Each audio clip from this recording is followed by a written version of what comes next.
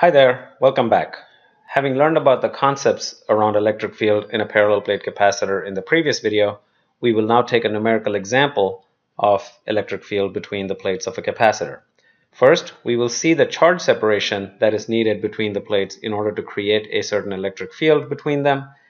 And then for some fun, we will look at the force, the electric force on an electron that's placed between the plates, and compare this with the gravitational force on the electron from the entire Earth.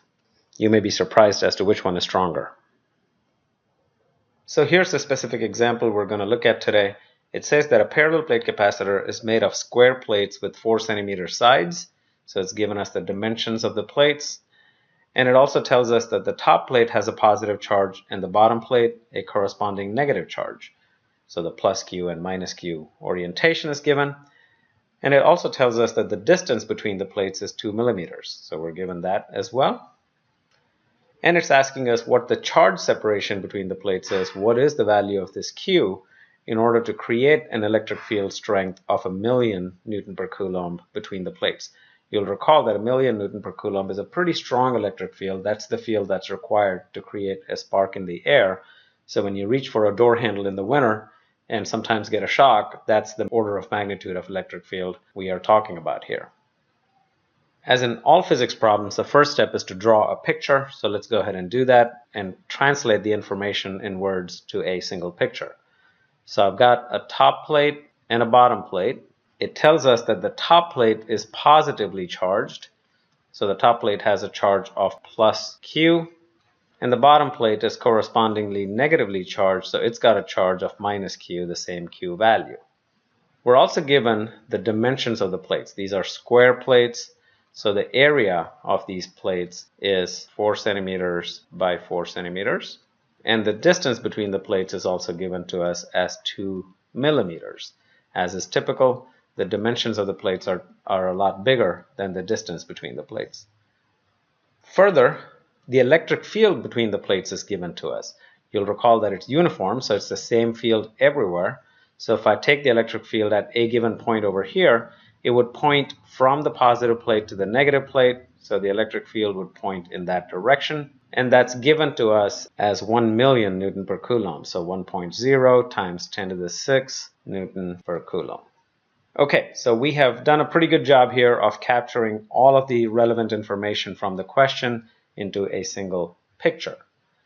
The next step is to recall what the equation is that is relevant in this case, and that equation is the electric field equation for a parallel plate capacitor, and that was the magnitude of the electric field at all points between the plates was given as Q, the charge separation, divided by epsilon naught A, where you'll recall that epsilon naught was the constant, which was 8.85 times 10 to the negative 12 Coulomb squared over Newton meter squared.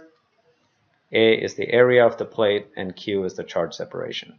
So in this case, as we go around this equation, we know the electric field, we know the constant, we know the area of the plates, and we are being asked for what this charge separation is.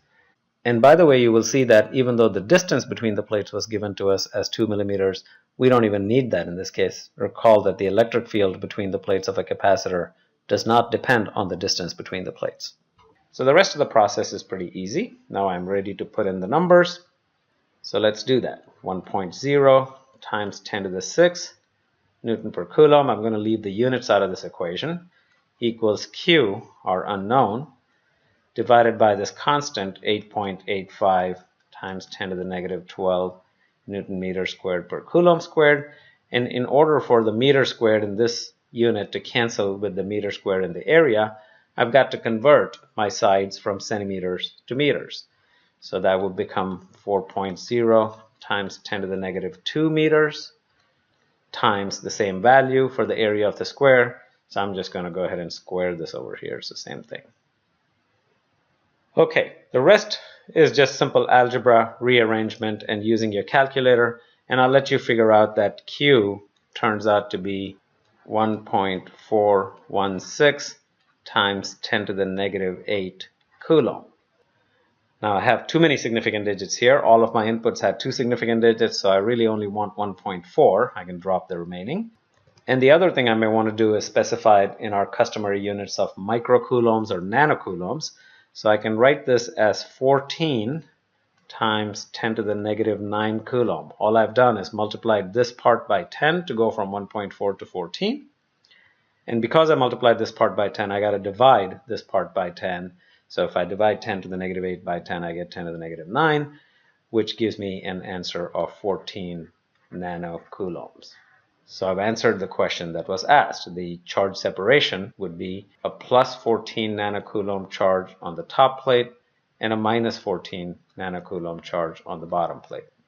Okay, now let's tackle the second question. What is the electric force on an electron that's placed between the plates, and how does this electric force compare with the gravitational force on the same electron from the entire Earth? So we want to place an electron between the plates. So let me go ahead and place the electron over here, and we want to know what the force on that electron is. The first thing we see is that the force at any point on a charge is given by the charge times the electric field at that point. So that's the relevant equation in this case. We know the electric field at this point. Electric field at all points between the plates is this million Newton per Coulomb. And so if we multiply that by the charge of the electron, I can get the force on the electron. We know that the charge of the electron is 1.6 times 10 to the negative 19 Coulomb with a negative sign. Electrons are negatively charged. And I multiply that by the electric field of 1.0 times 10 to the 6 Newton per Coulomb. The coulombs will cancel, and I will get a force that is in the opposite direction of the electric field. This negative sign gives us a value of the force that's opposite the direction of the electric field. So this will give me an answer of 1.6 times 10 to the negative 13 Newton toward the top.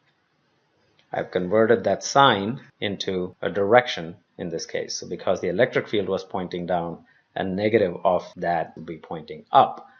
So let me show that in my diagram. So this would be the force of the electric field on the electron. So let's call this Fe to identify that this is the electric force. Doesn't sound like a big force. That's a pretty tiny force of the order of 10 to the negative 13 Newton. So as the last step, let's determine the gravitational force on the electron from the entire Earth. We'll call that Fg, and that equals mass of the electron times the acceleration due to gravity near the surface of the Earth. This is just a straightforward equation from our previous course. You'll recall that electrons are really tiny objects. They have a very small mass. It is 9.1 times 10 to the negative 31 kilogram. And I multiply that by the acceleration due to gravity, which is 9.8 meters per second squared. And this gives me a value of 8.9 times 10 to the negative 30 Newton. Kilogram meter per second squared is Newton. And this would act towards the bottom. Weight, the force of gravity on any object acts straight down. So that would be the direction of this force. Well, the electric field was pretty small. It was of the order of 10 to the negative 13 Newton. But look at this gravitational force. It's a whole lot smaller. There is 17 more zeros over here after a decimal place as compared to this number. It's 17 orders of magnitude smaller. So the conclusion we have from this is that the force from the electric field of a pretty small parallel plate capacitor with a pretty modest charge separation of 14 nanocoulombs between the plates is much, much, much bigger than the force of the gravity on the electron from the entire Earth. So this shows us that the electric forces play a lot bigger part in our day-to-day lives than gravitational forces do. And that might initially be a surprise for you. We're all stuck on the surface of the Earth. But think about it this way. A very small charge is enough to pull a charge up off the ground and make it fly up while it's countering the gravitational force of the entire Earth, pulling the object down. Okay, to wrap up, in this slice of physics, we looked at an example of parallel plate capacitor. We first determined the amount of charge separation needed to create a required electric field between the plates of a parallel plate capacitor. And then we calculated the electric force on a charge from this electric field. And for some fun, we compared that with the gravitational force and saw that the electric forces are many orders of magnitude bigger than gravitational forces. Thanks for watching. See you soon.